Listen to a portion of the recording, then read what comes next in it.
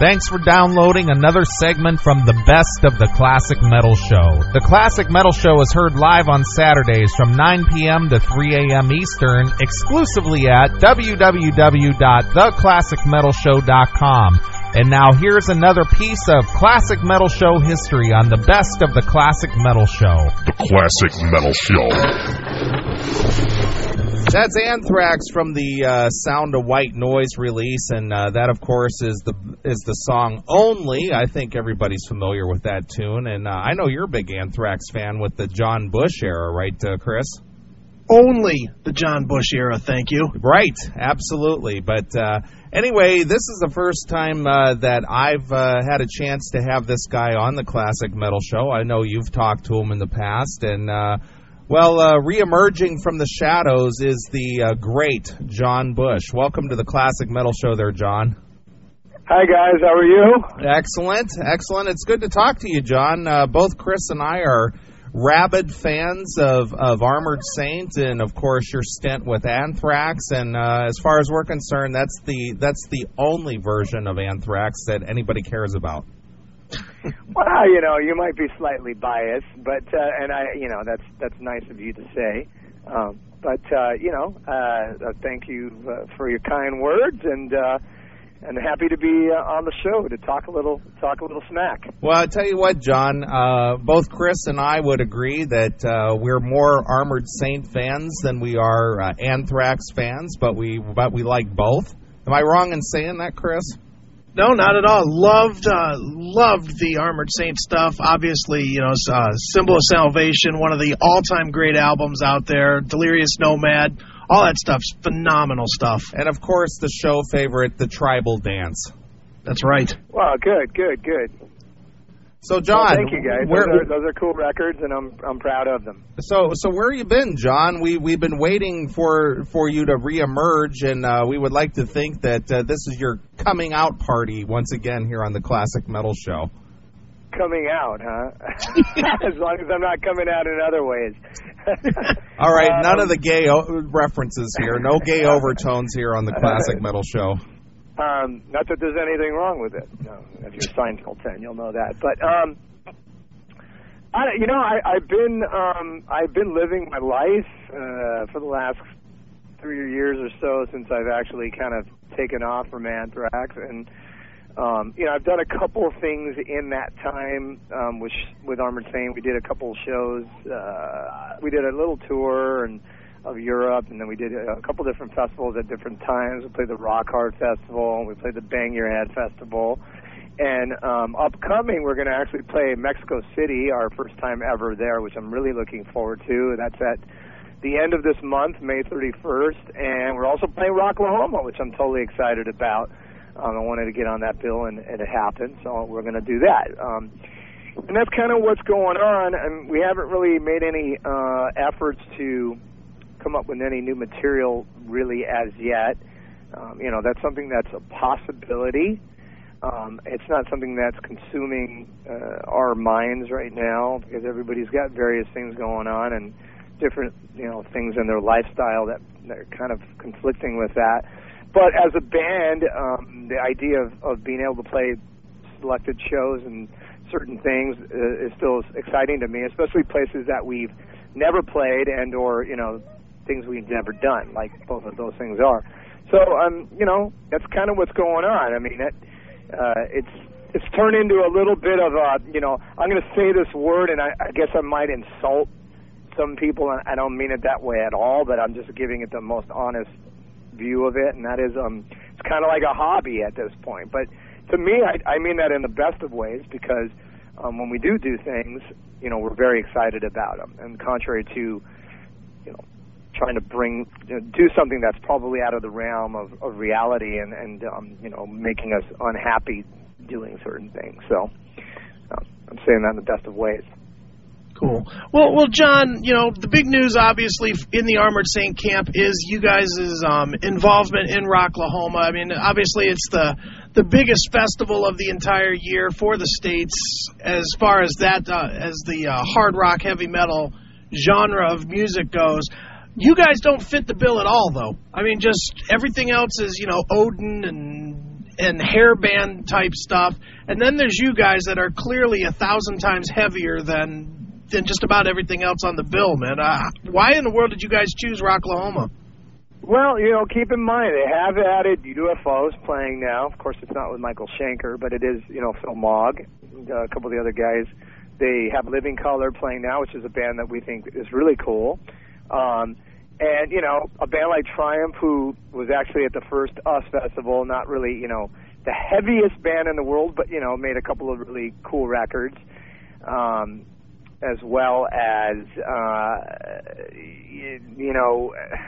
who else is on the bill?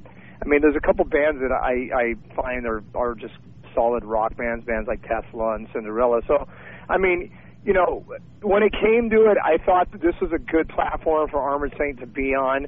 I wasn't so concerned that, it's not like this lineup that is going to be, more apropos for us, because quite honestly, and believe me, this is a discussion that I had with Joey Vera and probably a couple of arguments actually in regards to it, is that I'm not sure exactly where Armored Saint would really fit in. So I'm not so concerned about that. At the end of the day, the people that are going to go to that show are going to be fans of rock, and at the end of the day, in connoisseurs' minds, maybe there's a vast difference between Armored Saint and Tesla and Night Ranger, but really in the big scheme of things, it's not that different. So, as far as I'm concerned, it was just an opportunity to go out and play something that was going to maybe garner a lot of attention that probably we may never get, quite frankly, and do it all in one show. And so, it sounded like a fun thing to me, and the price was right, and so I wanted to do it. Cool. Well, John, obviously you're no stranger to festivals. I mean, I think every year that you were in Anthrax, you guys were overseas doing, the various big metal fests that were going on over there. How do you think that it'll be different, a stateside show of that magnitude versus, the big festivals that the Europeans have yearly? Well, probably a lot less people speaking German would be number one. Although who knows how they talk in Oklahoma these days, right? I'm joking, but that's actually one of the reasons as well that I thought would be fun, because we've done all, even Armored Saint's done a bunch of the festivals in Europe, whether it's the Swedish music festival, or Bang Your Head, or Rock Hard, or Wacken I did with Saint Anthrax.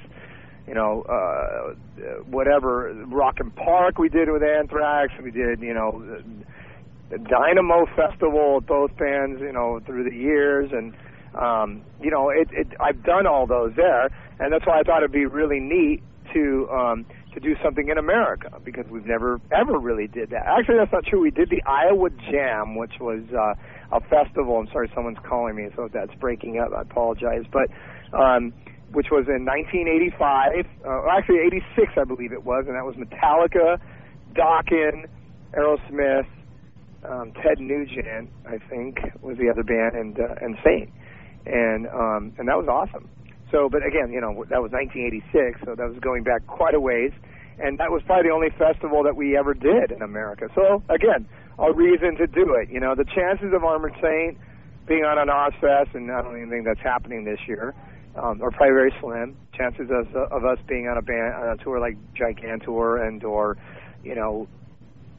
something like that is probably slim as well. And we're not right for Sounds of the Underground or Warped or something. So you got to take what is right and what was logical. And to me, this was right, and it will be fun. And again, like I said, I'm assuming that when it comes right down to the push comes to shove, the bottom line is, the difference between a band like us and some of those other bands. Maybe us and like Trickster might be a little wider, of course, but at the end of the day, it's not that different. We're all rock bands, and for what it's worth, we've been on some of bills in Europe with bands. It was like Jesus, a band we went on right afterwards that we were just completely, vastly different from. So it doesn't matter, really. So. Well, John, I was just sitting there listening to what you were talking about and the lineup of, bands that you played back with in 1986. Here it is 22 years later, Is it crazy to you that those bands are still out there with a decent draw, be it Metallica or Dokken or Armored Saint or Ted Nugent? I mean, every summer these bands are still out there doing it 22 years later. A lot of people, this is what their life is. And, I guess everybody's different. Every situation is different, and by all means ours is. But, if you love it and if it's something that's making you happy and you're enjoying it, then and people are coming to see you, then I think you should do it. Like I said, every situation's a little different.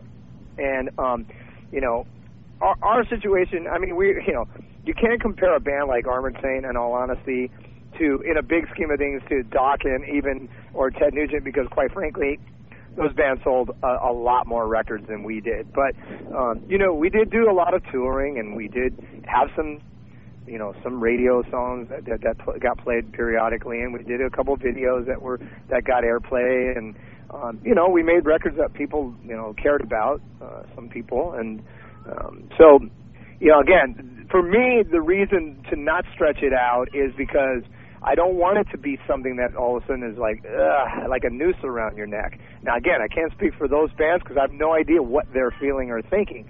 But I do know that if I did some long tour playing dumpy clubs and drawing 50 people to them, if I was lucky, sometimes I would be pretty unhappy.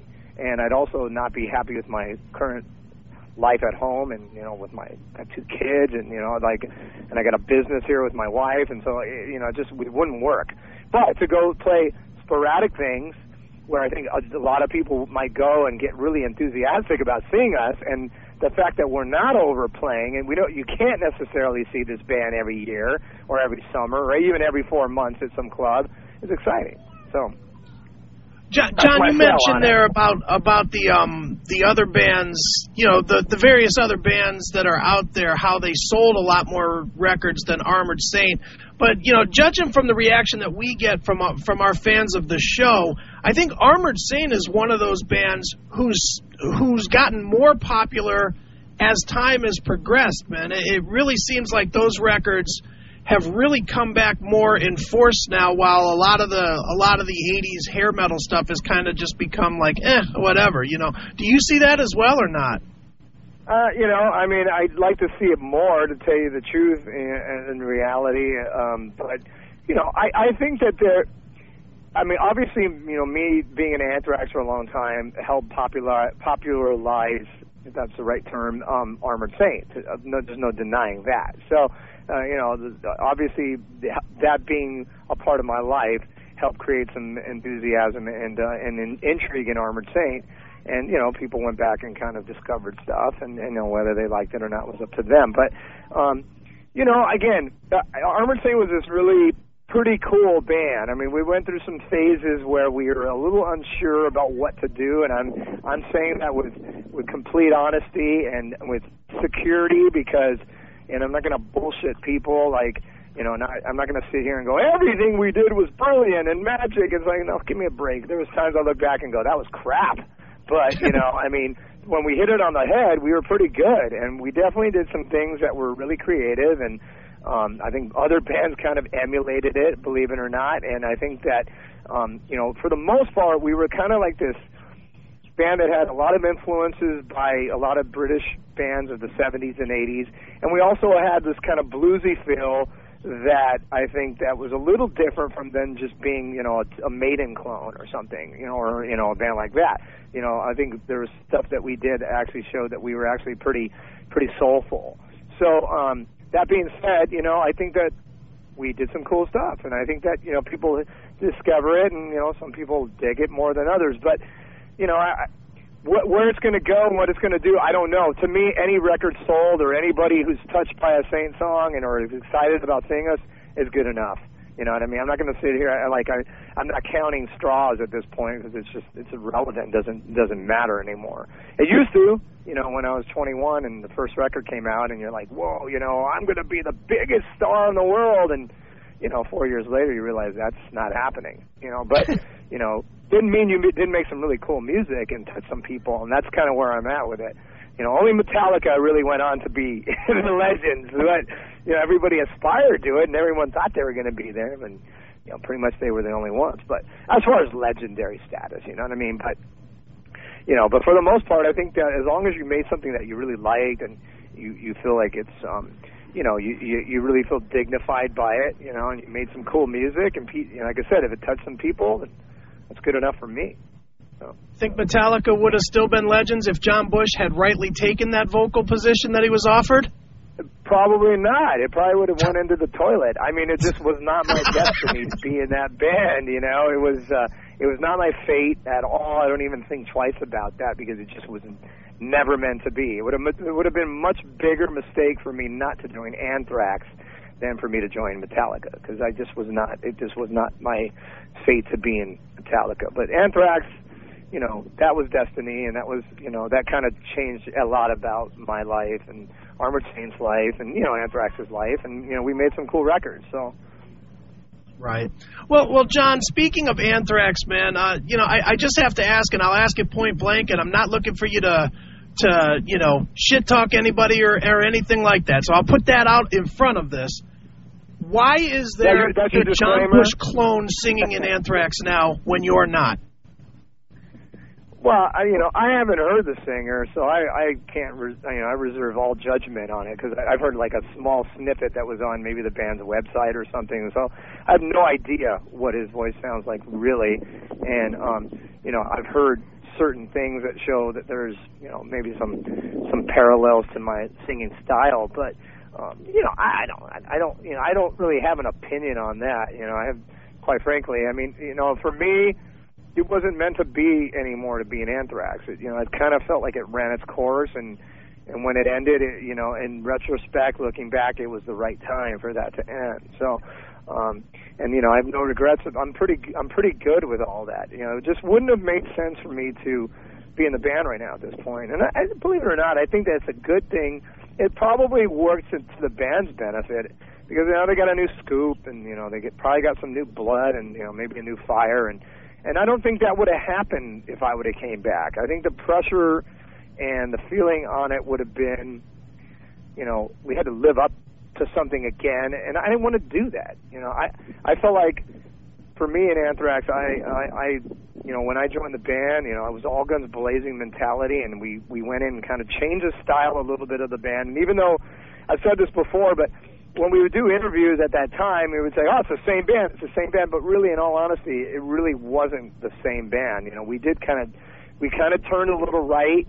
We embraced the 90s and everything that was kind of happening with the sound of music changing, and we did some great shit. And as time went on, it's like everything, it kind of, just things come to an end. And when it did, I think it was the right time, because I don't know, it just was right, and the band wanted to do the nostalgic thing, and I understand that. We're still talking about Dokken playing, you know what I mean? So I understood why Anthrax wanted to do that. I totally get it, but for me to stick around and or even come back, it just didn't feel right. So it's as simple as that. Are you good with, or are you not so good with the fact that one of your last efforts was the Joey cover record? I don't even think about that record being the last record I did. The last record I did was "We've Come for You All," which I think is an awesome record. So, sure.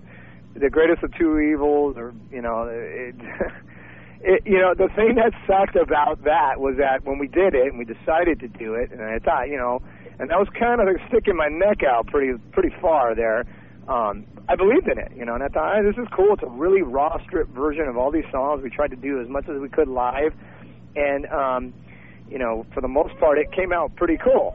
And then, not too long after that, the news came down that the band was going to do the reunion, and so, in the scheme of things, it wasn't the best of endorsements of that record. It's like, well, we tried this guy to do the old shit, and Right. You're never going to get the guy. You're never going to get the guy who actually really did it. So I don't think it really painted the best of pictures. So I don't really have a fond memory of that record, even though I'm sure I could listen to certain songs and go, it came out good. You know, some others better than others, but yeah, I don't think of that as the last record. The last record is Come For You All, and that's a great record. So. Well, speaking of that, John, since it's been a few years already, how did the news come down to you about the quote-unquote the reunion, and do you secretly smile to yourself that it didn't last? No, actually, I was kind of surprised that it didn't last longer, to tell you the truth. I was a little surprised about that decision, to tell you the truth, that it ended. But, you know, whatever. That's not about me. But, you know, there was grumblings. It wasn't handled in the greatest of ways, and that's the classic, you know, some of the Anthrax things that, you know, we, as a band, we just, you know, and I say we because, you know, I'm not immune to it, but, you know, some of the business dealings are just never done in the best of ways. Communication was crap sometimes, and, you know, it was just like, look, you know, it could have been dealt with a little bit more honestly and you know, straight up, but, you know, I understand that too. It's kind of like, you know, basically insinuating that, hey, I'm going to break up with you in a month and start seeing my old girlfriend again, you know. And it's not so easy to do that, you know. It's not so if you care for somebody, you know. And I'm going to look at it like that. But, you know, I mean, in all honesty, at this stage of my life and then, probably could have dealt with it better and just said, like, you know, we're entertaining the idea of doing this. And then it was like, well, we want you to do it too. And I was like, I can't do it too. I don't want to do it too, you know. So, but if you got to do it, you got to go do it. But I don't want to do it. So, I mean, you know, it's probably, like I said, it's probably one of the things that you can never handle. It's never going to be handled that delicately, but it probably could have been handled a little bit better. Because we did a South American, Latin American thing was the last thing I did. And, you know, everyone had known at that point. So it was a little awkward doing interviews, and people are asking, you know, Scott and Charlie, and they're like, well, what are you talking about? It's like, you know, we haven't said anything about that. It's like, well, but everyone knows. And I'm sitting there going, well, I mean, duh. So it was a little bit like, come on, you know, like, we don't need to bullshit the people, but it was, you know, a little awkward. But that was a killer tour, and that was actually a great way to end my run in Anthrax, because we did some killer shows in Brazil and Peru and stuff, so Mexico. So, you know, again. Well, John, we had both Joey Belladonna and Neil Turbin on the show here just recently, and Neil came on the show to talk about his appearance at Rocklahoma as well. And we had made a suggestion to him, which he kind of blew off as just a goof, so I'll ask you the same question. What about getting a really good Anthrax cover band and have you, Joey, and Neil tour together, sing your era of the Anthrax song, and call it Afterthrax? I don't know how he responded, but as you can tell, I'm laughing, so I don't know if he was laughing, too. Yeah, he laughed about it. He goes, yeah, that's really cute. Yeah, right. I mean, you know, the truth of the matter is, like, Charlie Benante is a spectacular drummer and has a really unique style, as well as Scott Ian as a guitar player. And to tell you the truth, I can't really hear too many people playing their music without those guys doing it. So, because their styles are kind of unique, and so, I mean, you know, although there are a lot of great cover bands, I mean, LA's got a shitload of them, and everybody claims they're awesome. So, I don't know. I guess there could be some people out there that can pull it off, but I don't think I'd really want to be involved in that. Such a politically correct answer. This is the new John Bush. No, you know, I always call it like I see it. That's, you know, pretty much.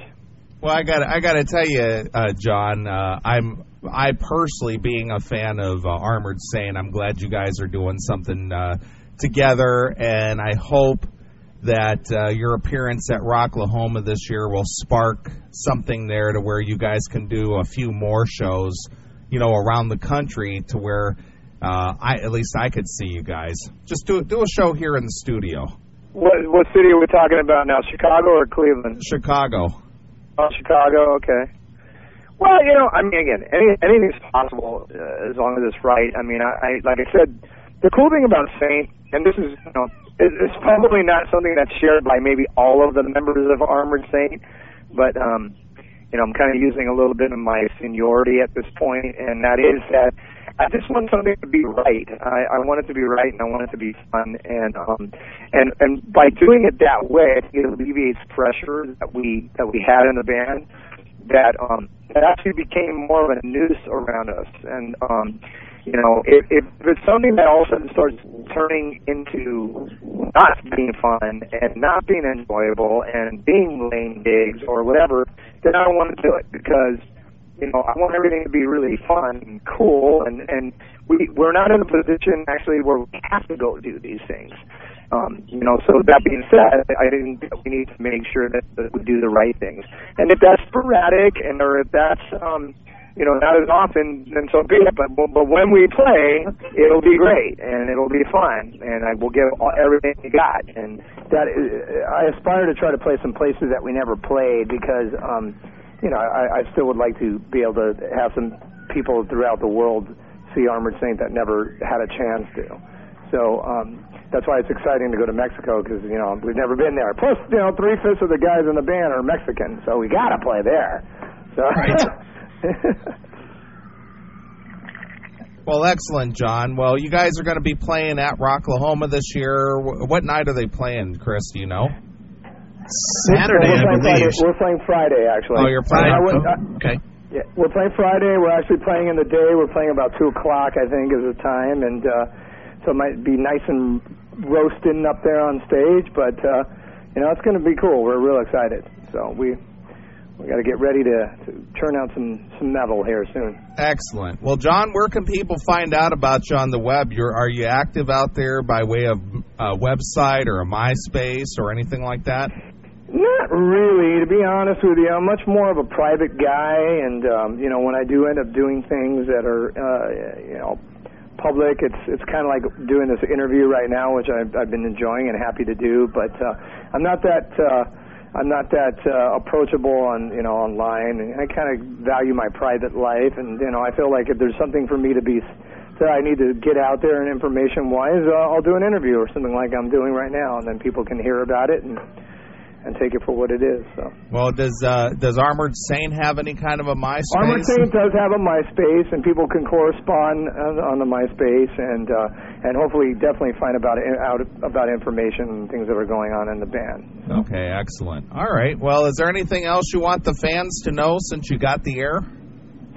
Hey, thanks through the years for all the support that anybody's given me and the music that I've made. I'm totally grateful and thankful that I've been able to rock out for so many people for as long as I had, and 2 different bands, and I hope a lot of people have enjoyed the music I've made, and I'm out there. I'll see you somewhere. Excellent, John. Well, if there's nothing else, we're going to ask you the traditional classic metal show question. How has Lemmy from Motorhead influenced your career?